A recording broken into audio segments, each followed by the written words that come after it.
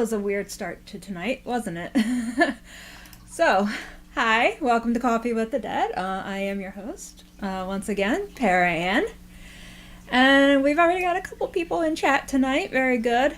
And I am adjusting to the new YouTube live layout. Apparently, there's no longer an option to go live. Basically, as soon as I begin streaming, the show's live now. And I don't see a button that says end stream, which was there last week. So I guess maybe I should log in here every now and then and just double check that there haven't been any major changes, that could affect me on show night. So,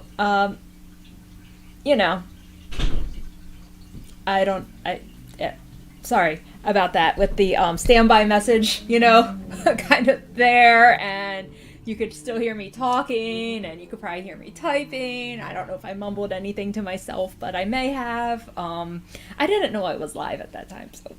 And I think I stopped and started 2 or 3 times before I actually got the show going tonight. So, anyway, thank you to everyone who's already in the chat. I see you got David Christopher, who said he actually made coffee. That's pretty awesome. What kind of coffee is that, David? Lion Fire Strike is in, Lady Liz. We have Marty Kingshot, hey. And we have, I guess that's it. I'm seeing a lot of chatter, so that's great. See, so there's 2 Steves now, maybe? Lion Fire says that they made popcorn. That's also quite great. So, tonight we have Michelle Hamilton, and she is an author, and she has written a book called Civil War Ghosts. She also runs the, she'll correct me if I get this wrong, the Mary Washington House, I believe it's called, in Fredericksburg, Virginia.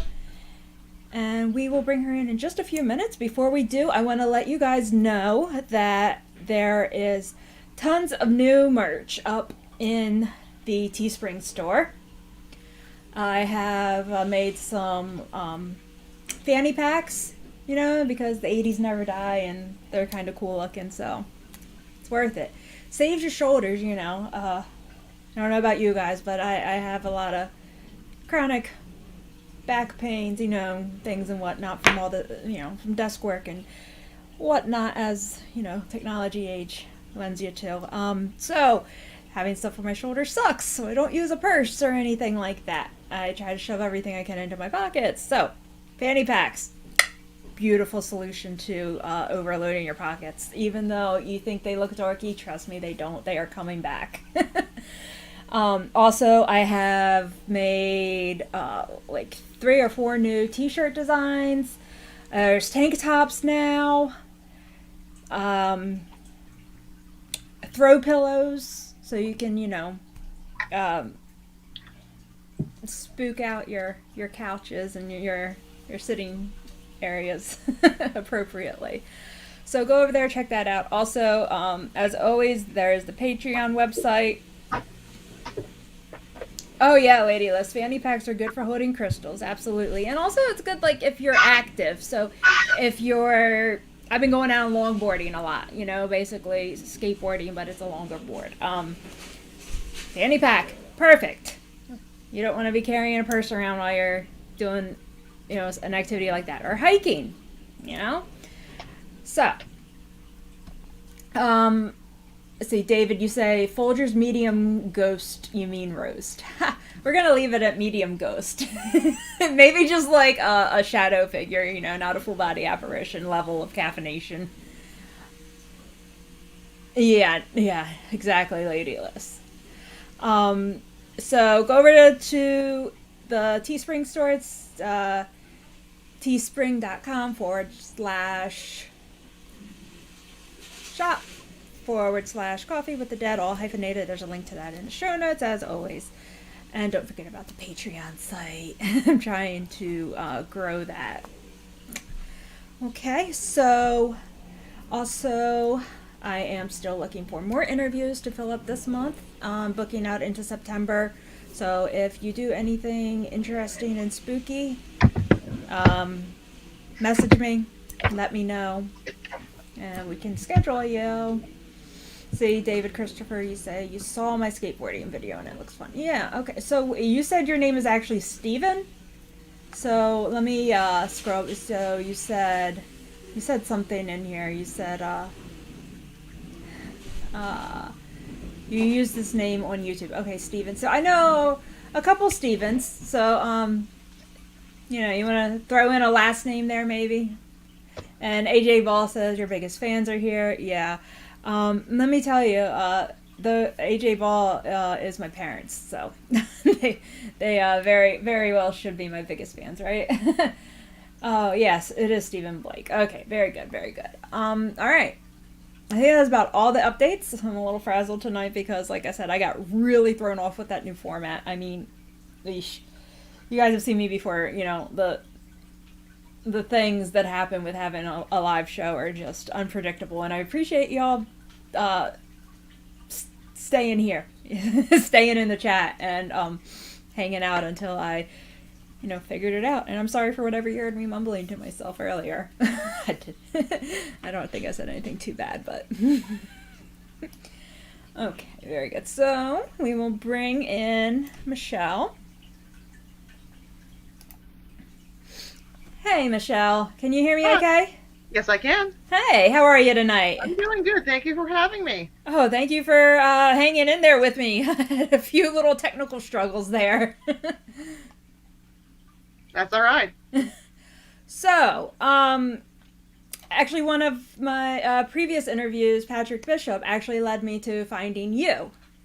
Yes, Patrick's a great guy. So you guys are friends in... Yes, we're friends. We know each other. We met through the paranormal group here in the Fredericksburg region, and I've done some of his ghost hunts at the Bell Grove Plantation, when it was open as an antique store.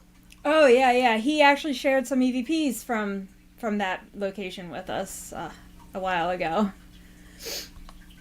So, you're an author, and you have a new book that just came out, or is it getting ready to come out?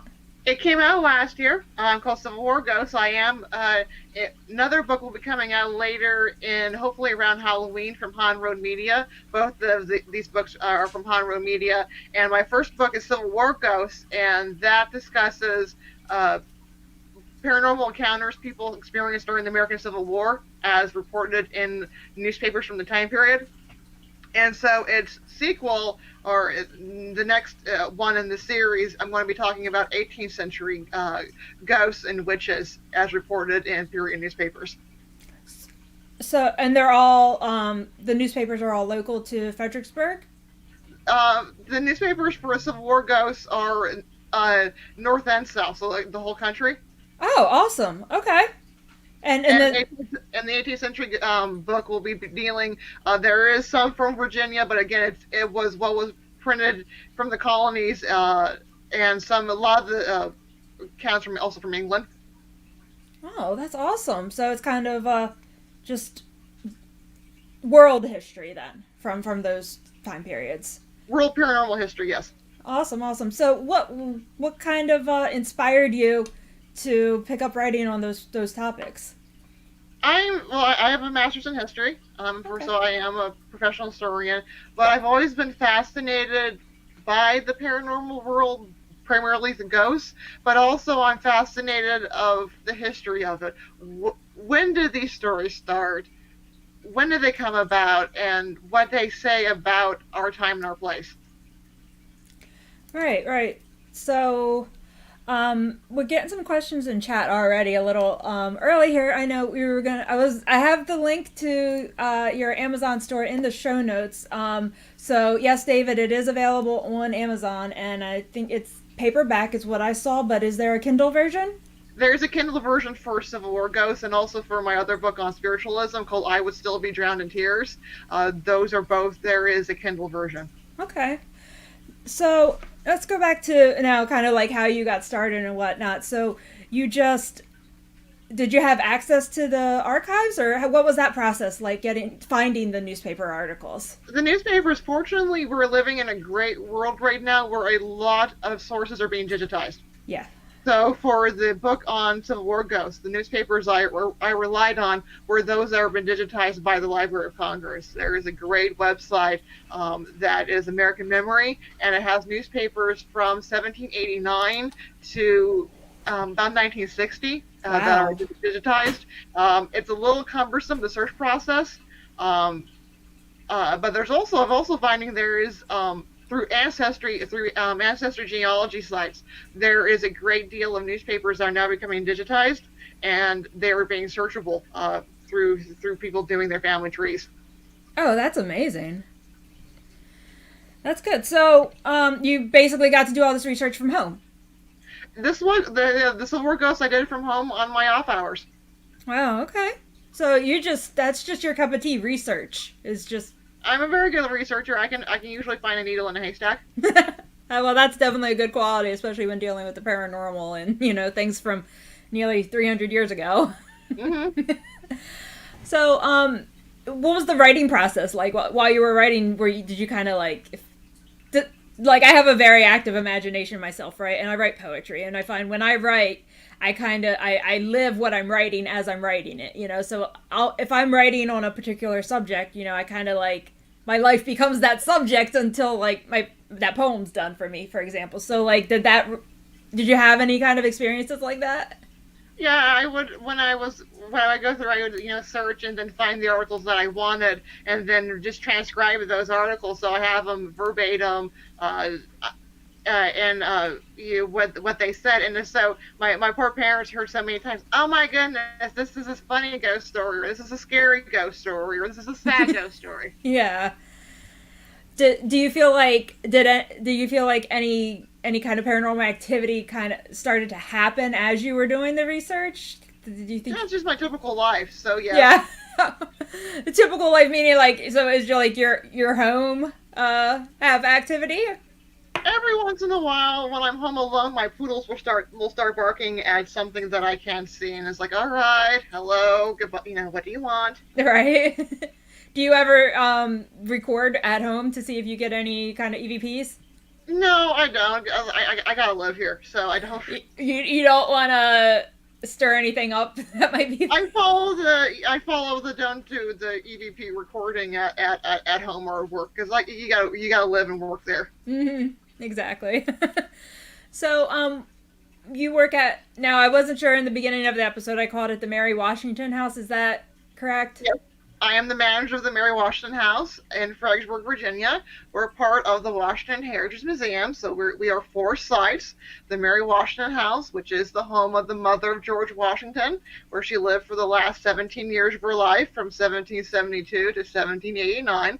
So that I'm the manager of that property. And our sister museums are the Rising Sun Tavern and the 𝕬𝕦𝕡𝕡𝕠𝕠𝕜 Mercer Apothecary Shop, and our main office is the St. James House. And all of those properties date to the 18th century.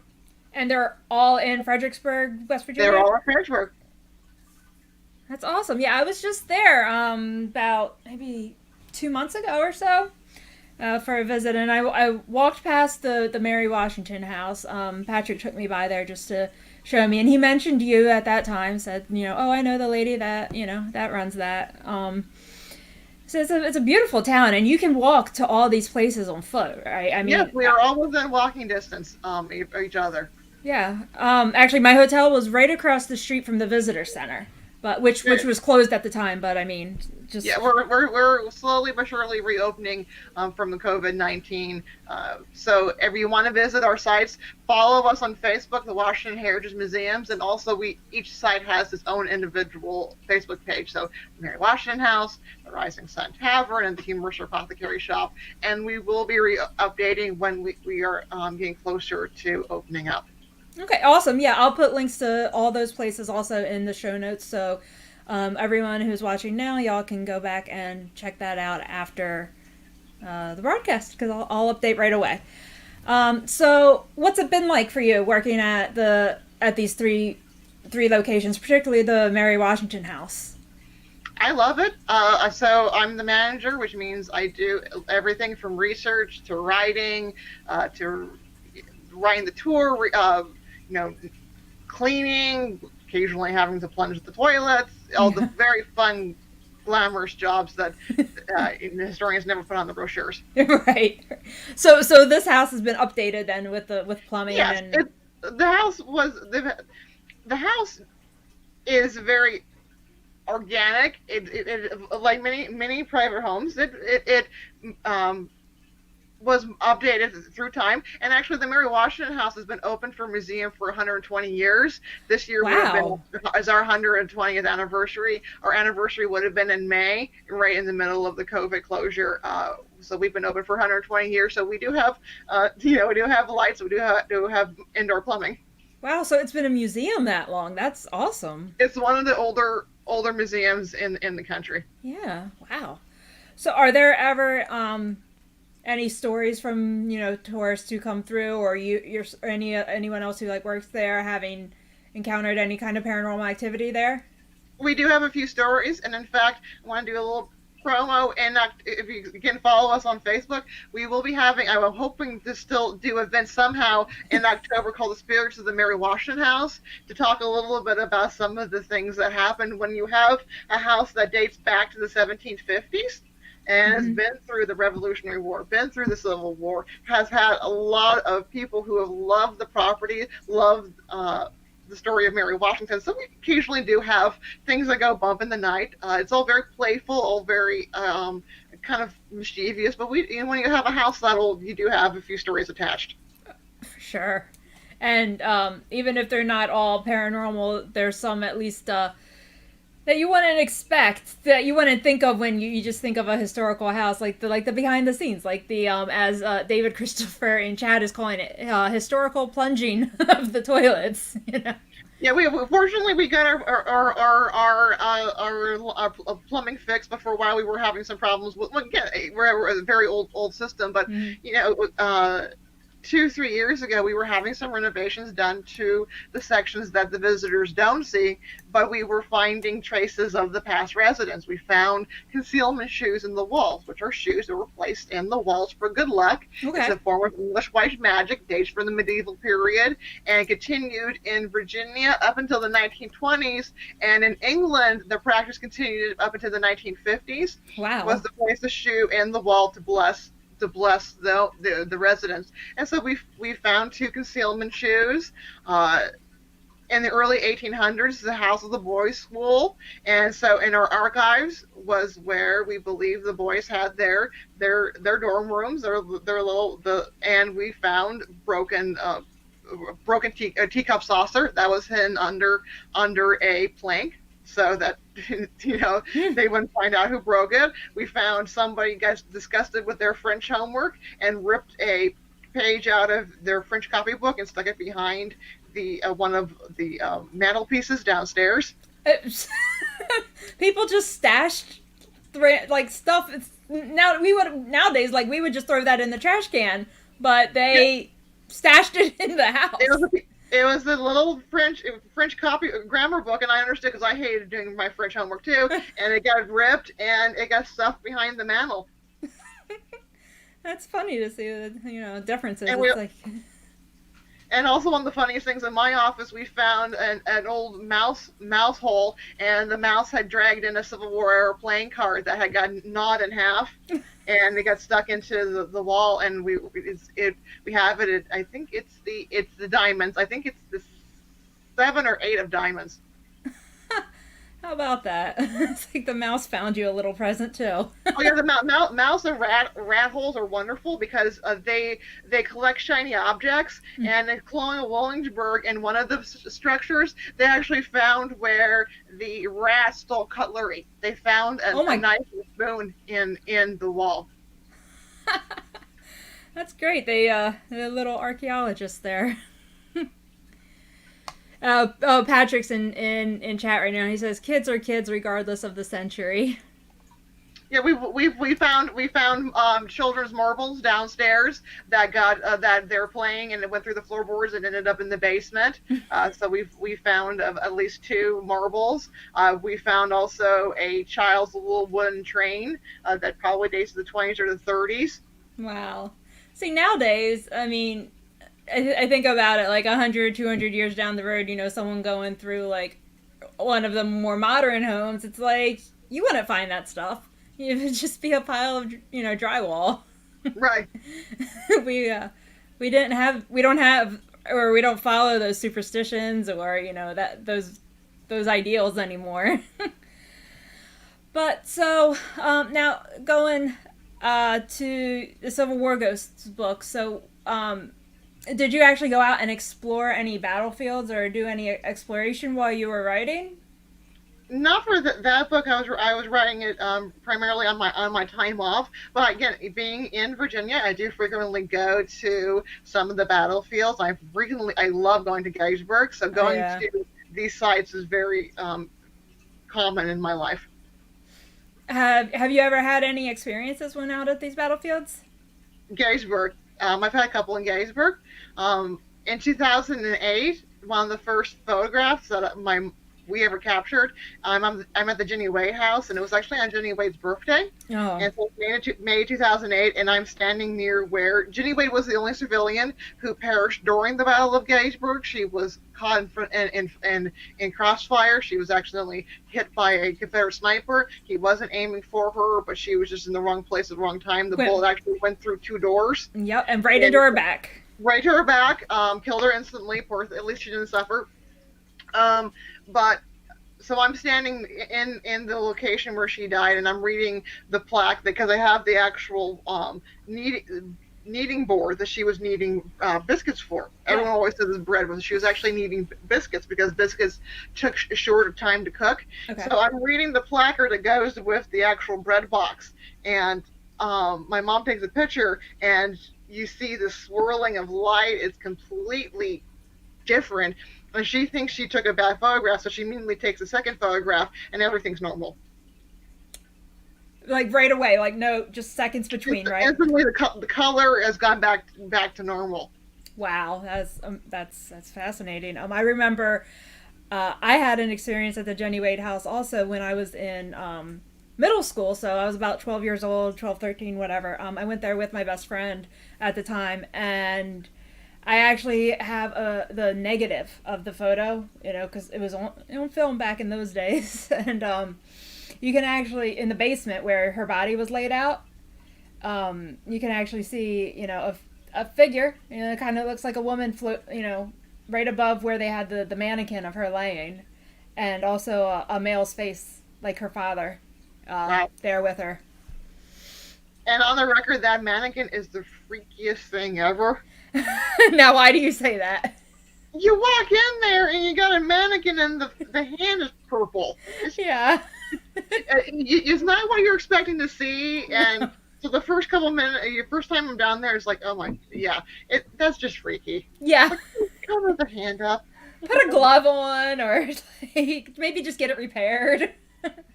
Well, I know it's supposed to be purple because it's supposed to show that she's deceased, because you start turning colors after a few hours. But it's like, it's just well, that's just morbid.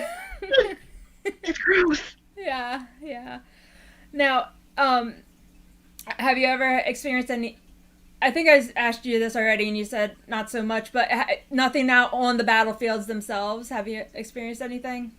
Not so much on the battlefields. Again, I'm respectful of the time that I'm out there. Mainly, it's in the daytime, but also when you're at night. Again, you be respectful of what time the park closes. Though I was there a couple of weeks ago. I was there for 2 weeks ago. I was supposed to be a vendor at the Paracon that got canceled, but I went out there to meet some friends in the paranormal community, and we had some interesting experiences with some of the ghost apps out at in Devil's Den. They were some of the answers were getting a little too specific to be just random, word soup. Yeah. There was like sayings like we were talking about.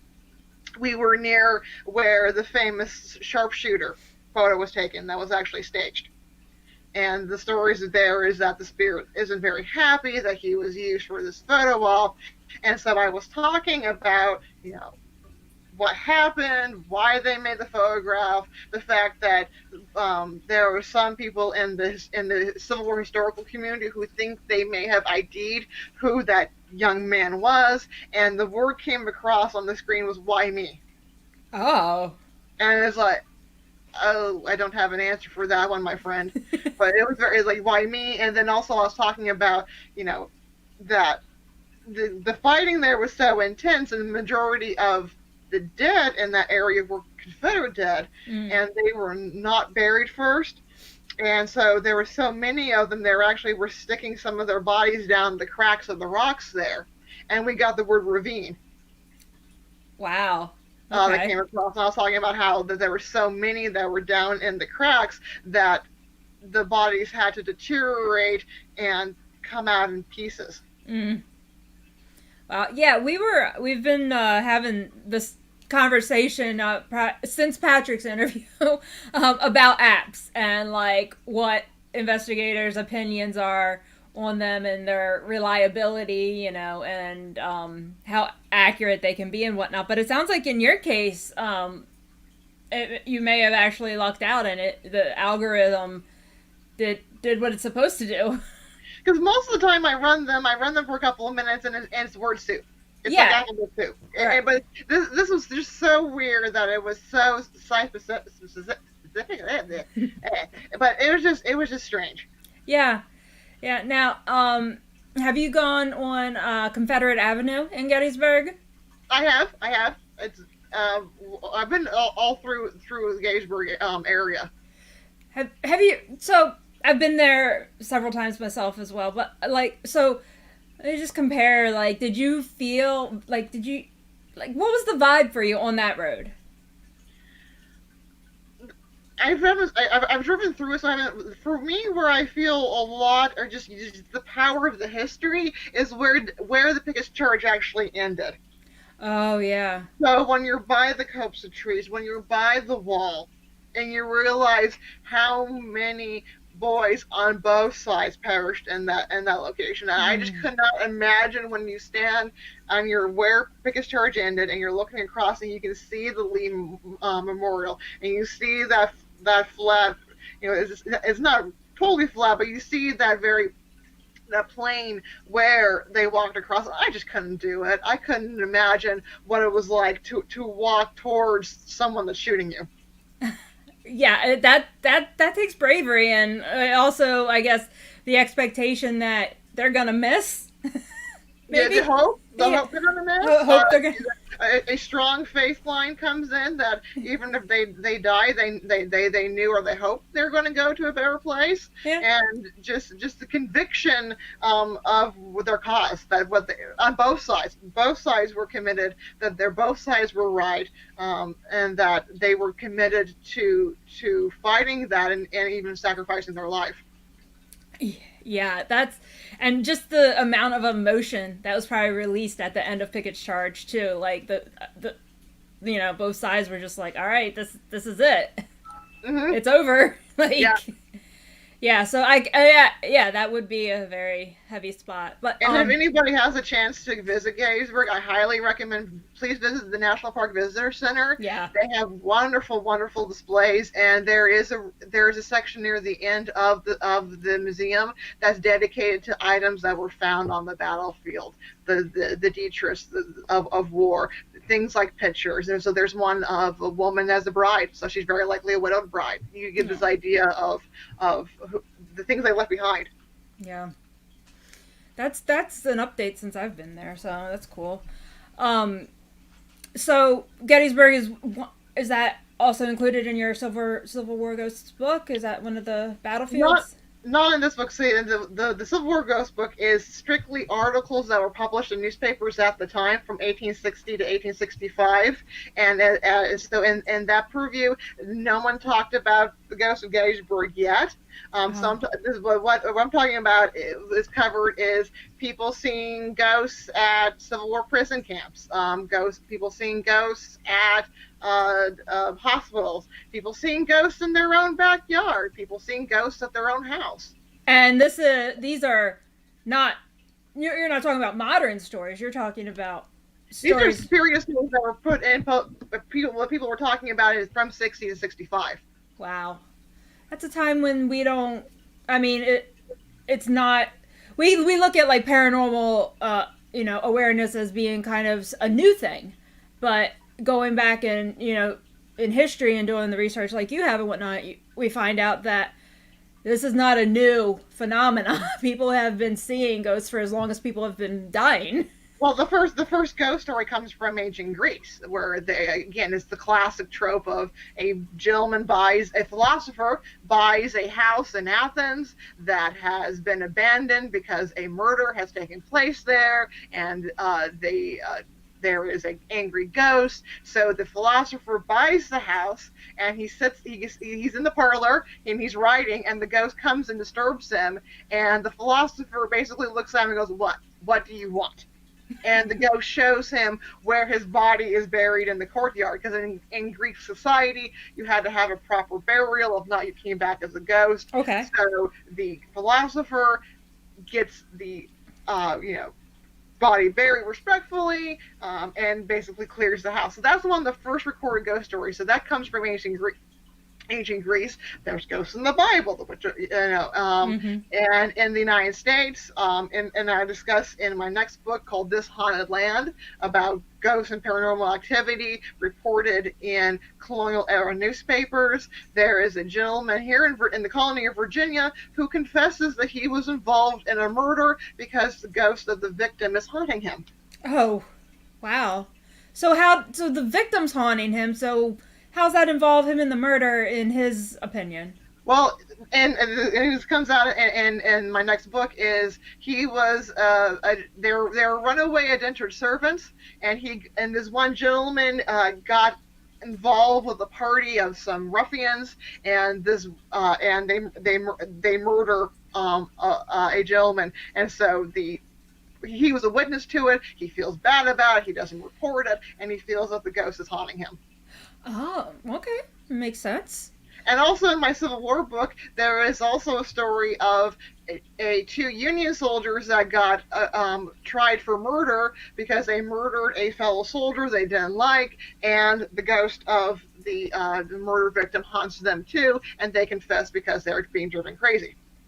Wow. Now, is there any follow-up to that after they confessed that the haunting stopped, or? The haunting stops, and I was able to confirm that yes, the person that they said they killed, he did die in battle. They killed him in battle. They shot him in the back of the head. That was one way to kill somebody. If you want to kill somebody in the Civil War battle, you just do it during the middle of the fight. No one's going to notice. But they are driven crazy, and it's actually in the trial transcripts. It's actually in their court-martial when they are tried. They say, we confess because the ghost is haunting us.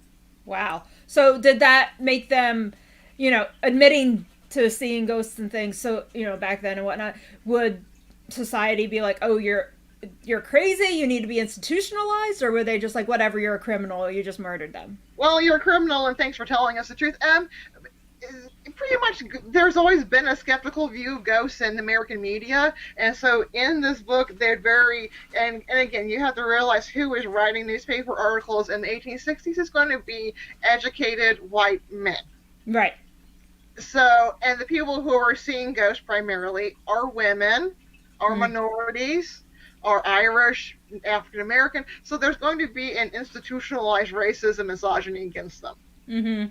So you're going to see, and so I kept the articles verbatim. So there's a lot of things in there, as I say in the beginning. This is a politically incorrect book because I am reproducing their words and all. And there's some things in there you should look and go, okay, that's gross. That's disgusting. Right.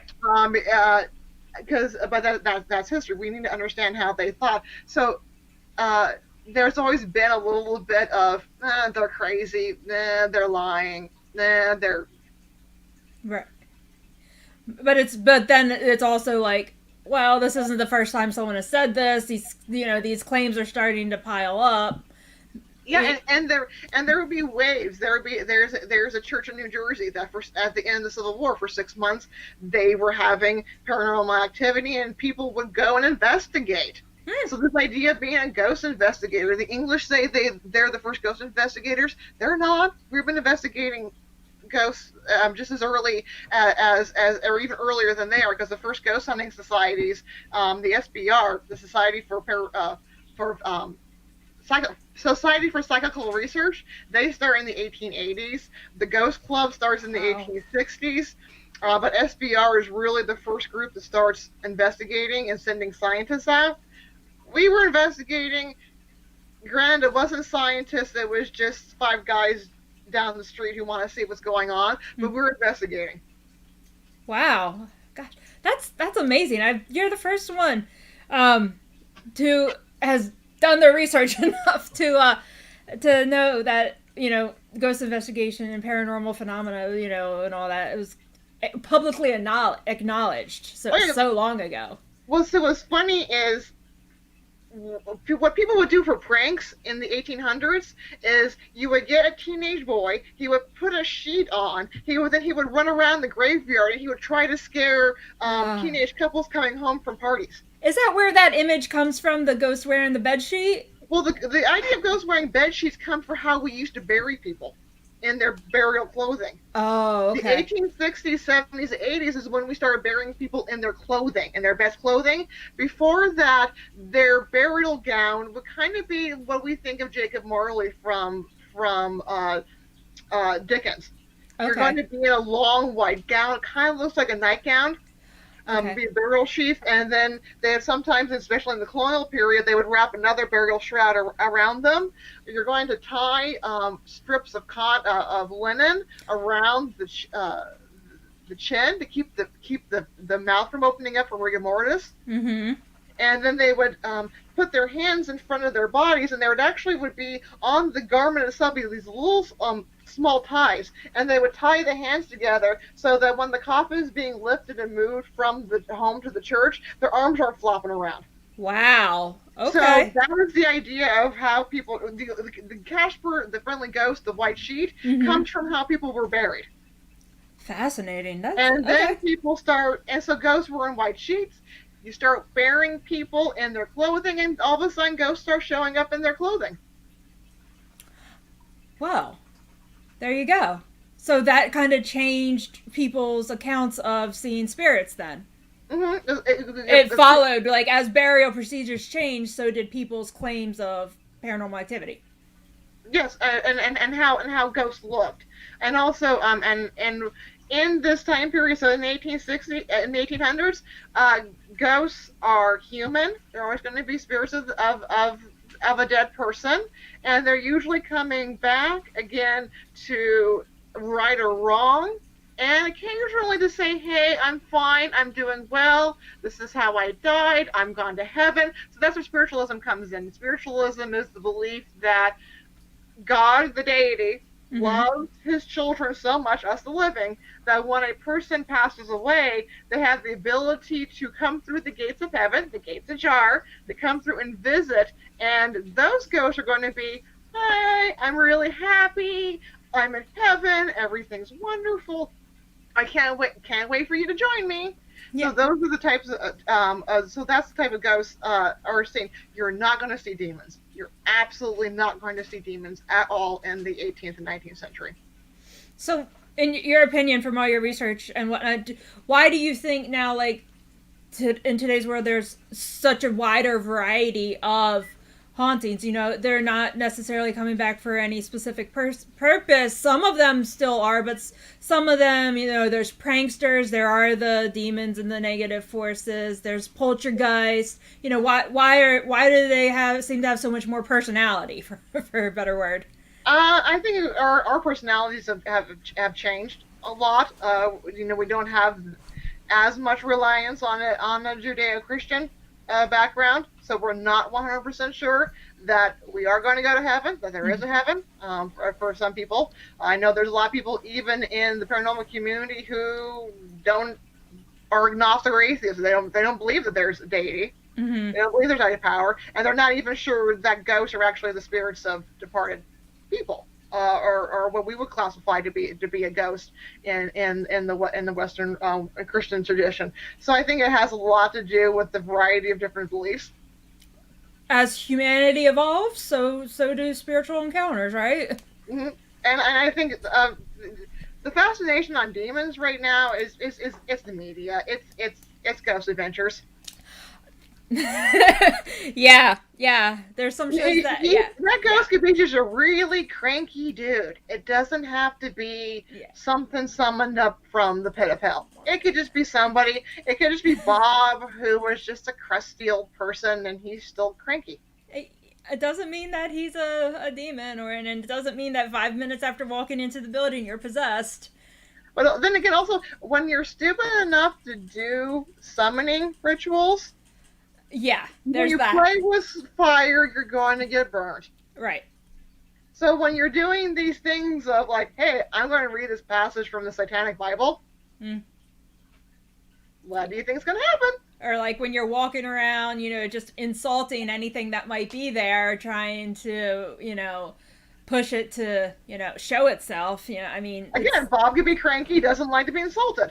yeah, exactly. So it could be a very otherwise friendly spirit, but under those circumstances, they might be like, you know what, you guys get out, and like throw a book at you. Here's the other thing, and I think it's interesting that we don't take into consideration, and this is just my personal opinion, being that I understand how important religion was in the lives of people from the past, and especially here in the United States, here on the West Coast, East Coast. I used to be on the West Coast, but now I'm on the East Coast. And you look at the fact that religion plays such an important role in these people's lives. Mm-hmm. So the ghosts we're going to be dealing with are primarily of a Christian religion. Yes. What did the Christian religion say back in the day about demons, about bad things? So when you come in with these boxes and these tools, they may not be very responsive because our beliefs and their beliefs are two different things. Or they see us with all these strange objects, and they're like, "Oh, that's witchcraft," or "That's Exactly. evil." Exactly. Well, I used to work at the Whaley House in Old Town San Diego, and I started off there as a teenager working as a volunteer. And again, we were known as America's Most Haunted, and things happened to me, and it was always very nice, very playful. But I always thought it was interesting when we had the people who came in who were Wiccans and witches, wonderful, sweet people. I loved them to pieces. They would never get any activity. Mm. The Whaley family were Protestants. Did those folks announce their practices? Did they come in saying, "Hey, I'm Wiccan"? Yeah, they I'm were. here? They would come in, and of course, also they're wearing the pentagrams and the goth and a lot of wonderful, sweet people. Okay. And a lot of times they would go like, "I'm a Wiccan, I'm a witch," or they're wearing the pentagram or So the upside down pentagram or the sideways. They wouldn't get anything. They announced it. Yeah. The Whaley family were Protestants. Now, did you ever see? I'm just wondering, like, if the spirits there or the ghosts or whomever, how like interactive they were, how much of a live haunting it was. Could they sense it if it wasn't announced that, oh hey, I'm this or that? They were the Whaley House. They were active. Yeah. Very much of a live haunting. I mean, that's what we were always told. We always had the sense working there, and I think, and again, this is my personal belief. I think ghosts are smarter than we give them credit for. Oh, they've seen a lot. Yeah, they've been through Been there, done centuries. that. Got Yeah. the T-shirt to prove it. Yeah, exactly. So let's see. Patrick in chat, he's asking, what's the earliest paranormal incident encountered by soldiers during the Civil War? For example, when was the first time a soldier came across the spirit of a slain comrade or enemy?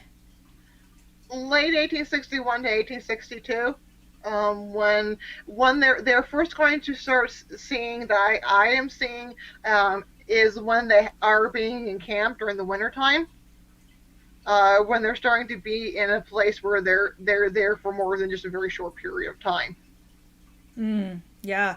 So Was like the earliest report that you found, was it from a soldier or was it from a The civilian? earliest, rewinding my brain back, the earliest was, I believe it's 1862. It takes place in West Virginia. Then it was Virginia, now we would call it West Virginia. And it was when Union soldiers were staying at a location that had been used as a hospital for Confederate soldiers. Okay. In fact, they had vacated, the other side had vacated so quickly there were still body parts in the building. Oh. And overnight, the some of the soldiers woke their comrades up screaming, saying that they couldn't stay there anymore, that they were being tormented. Wow, and that's the first documented haunting, huh? That I was able to come across in the newspapers. Wow. That's a gruesome one to start out on. Let's see. David is asking, isn't there still ammunition and shells to be found in the ground on the battlefields? He's talking about Gettysburg, and he wonders if people still find things there. They're never gonna. Those things are tiny, right? I mean, At all the sites, yes. On the battlefield itself, again, do not go out and relic on about national park there grounds. are signs posted You about will that. be fined. You will spend time in jail, and you will spend a $10,000 fine. Yeah. But yes, they still find at all Civil War sites every couple of years. Either human remains are found or pieces of munitions, being minette balls, shells. Uh, Within the last 5 years, they were doing at the Manassas battlefield in Northern Virginia. They were doing work to put a bathroom in, and they found human remains. It was from a medical station. So they found amputated limbs From the Civil War era. from battle. From battle. Wow. Okay. Yeah. I know there's a place in. Are you familiar with Ashland, Virginia? Mm-hmm. So, like the main town area, right, where the train tracks go through, and where the art museum is currently. Mm-hmm. You know that. Are you familiar with the background of that building? No. So I took the Ashland Haunted History tour walkthrough last time I was down there, and apparently it was originally a Civil War hospital, and they still have the original floorboards there, right? Which has since been covered up, and whatnot with ones that aren't gonna fall apart as you walk across them and whatnot, but they are still bloodstained from the when it was used as a hospital, and because of that, the places they said there's just so much activity there because that blood is still there. Yeah, there's at my Russian house, when we were doing renovations, we always knew that that the house was hit by one shell. It went through the rafters. We knew where one of the entrance points was at. When we were having renovations done, we found where one of the other holes is at. So all the buildings in the area do have shell damage. And so the opportunity of finding things every couple of years, something does surface up. Again, if anybody's ever digging in their backyard and they find a Civil War shell, call the bomb squad. Those things are very dangerous. Ever they have not been drilled properly. So they could explode basically. Yes, things could still explode. Yeah. A couple of years ago in Belgium, a farmer blew himself up by accident when he hit a shell from World War One. Wow. Yeah. Just because it's old and been underground for decades and decades does not mean it's not dangerous, right? Right. Yeah. There was a relic hunter several years ago in Virginia that blew him and his family up when drilling a Civil War shell.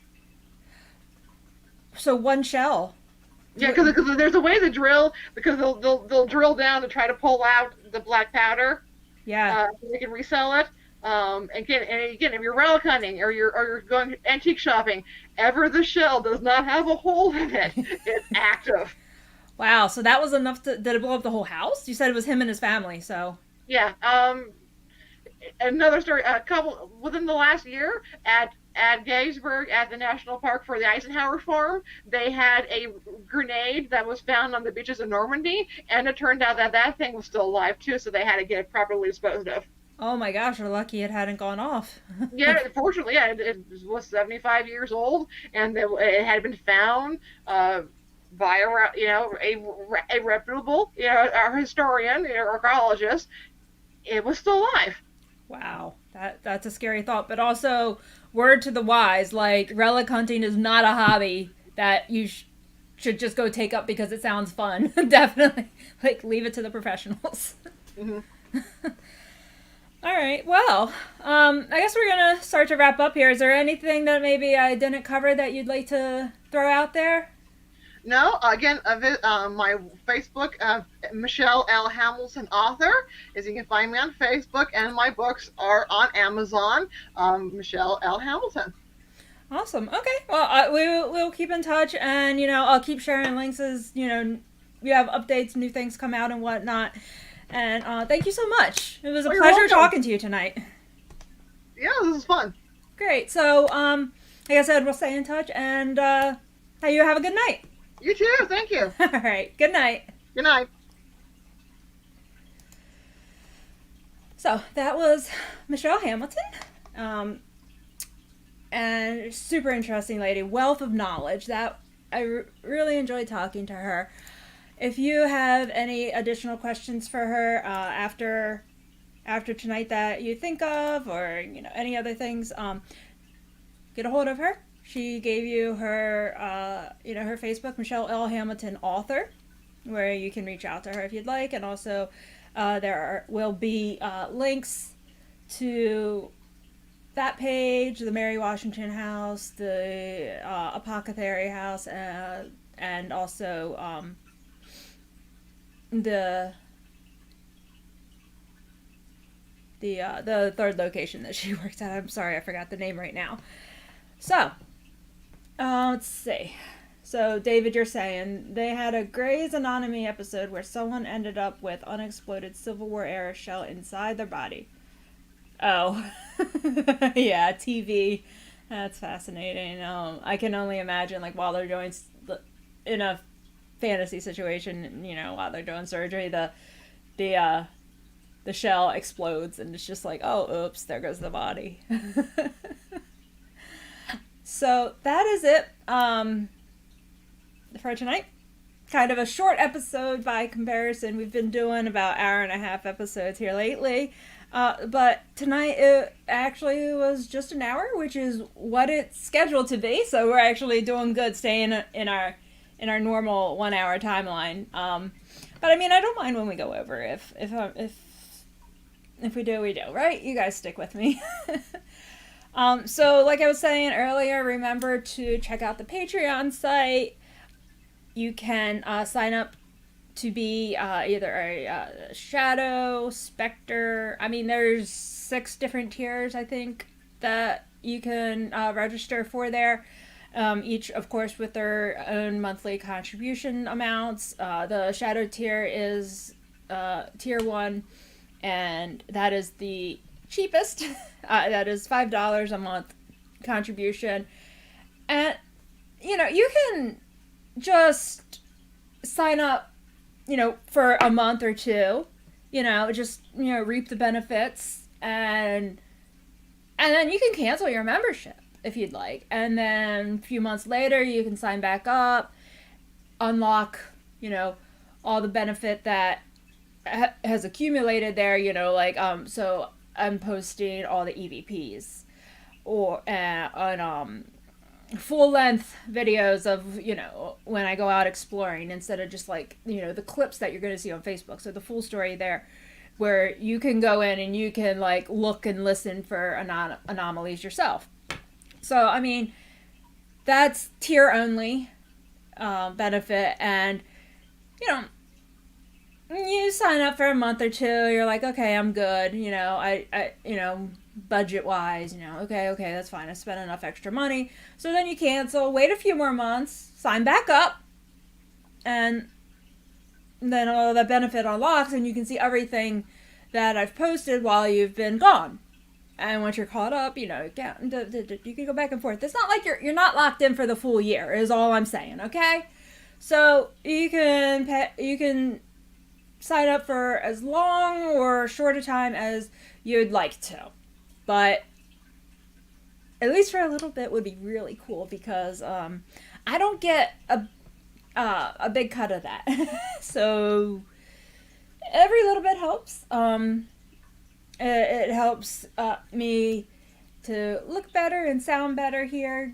Gives me the funds needed for all this great lighting that you see, and this super clear audio that I got going on. So then it just makes me feel a little better about basically having a part-time job that I don't have a paycheck for.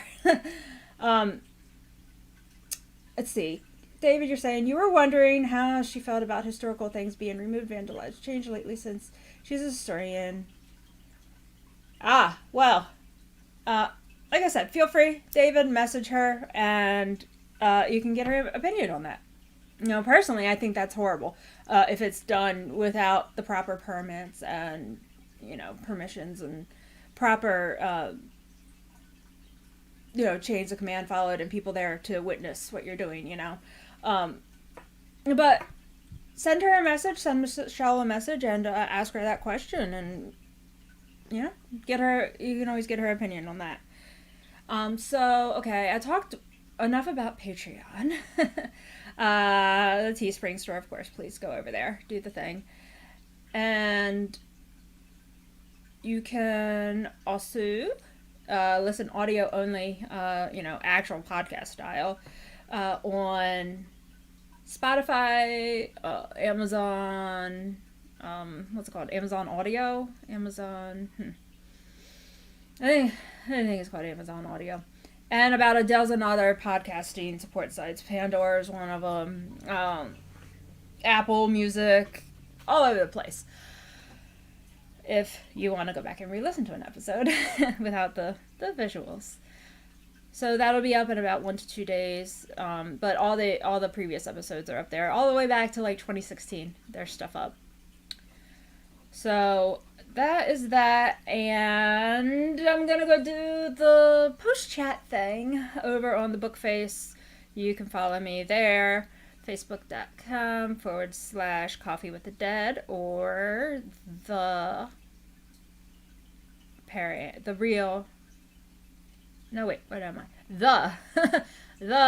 I did not put real. There's only 3 words. The Parayan.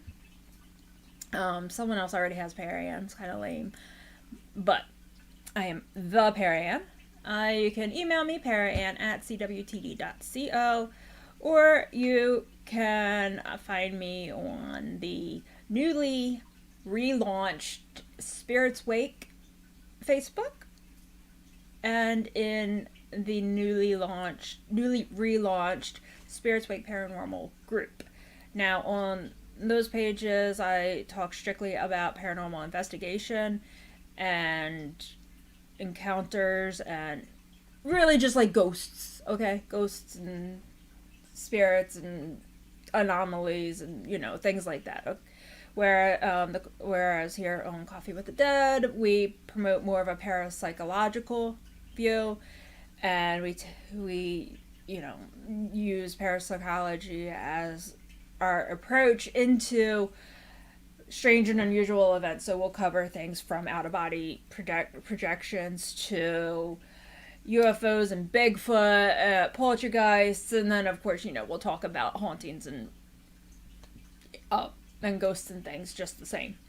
But we'll just it's a more, so this is more of a broad view, and then Spirits Wake is very specific, just focusing really just on paranormal.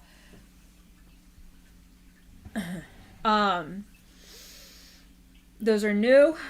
I kind of just had them up and abandoned them. I made those pages and then I just jumped right into Coffee with the Dead stuff. But they're back. I've been posting. They're active. I think we're up to 400 members in the group. Got over 1,000 followers on the main Facebook page there. So we're doing good, beefing up the community, and trying to also get more people over into the Coffee with the Dead group as well. And that group only has maybe roughly 150 members. So we're trying to spread the word and really get get more of you in there. Get conversation going in Spirit's Wake. Now we are offering a mentor program where members who have an expertise in a certain area or a variety of areas will sign up or can decide to sign up to be a mentor. I've invited some of you that I thought would make great mentors already to join the program, and those who are seeking skill enhancement or knowledge in those areas that you're offering can sign up to be a mentee, or you can just sign up and say, hey, this is what I'm looking to learn. And then if there's not already a mentor matched to that category, someone who sees you looking for help in that category may decide to then sign up, right? So it's an 8-week program. You one-on-one assign your own schedule, your own lesson plan, your own way of teaching and working together. It's totally free. It's just there over on the menu bar there in the Spirit's Wake Paranormal group.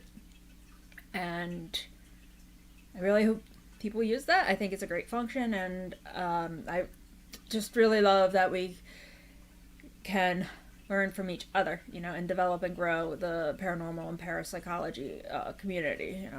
It's personal experience is how we learn without a hard science to back us up, right? And that's about where we are right now, is looking for that hard science to back us up. So we're gonna say goodnight for now. Let's see.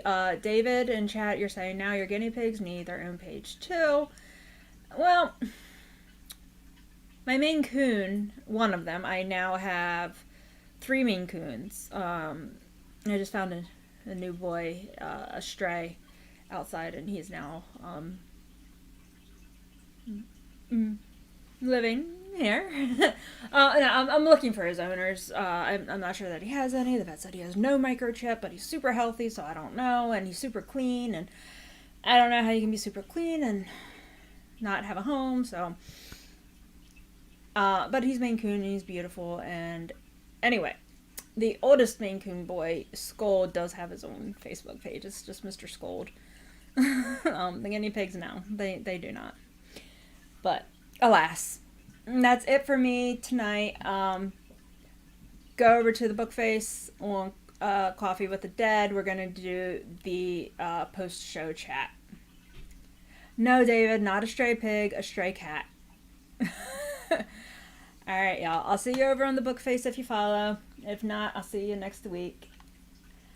And remember, the veil is thin.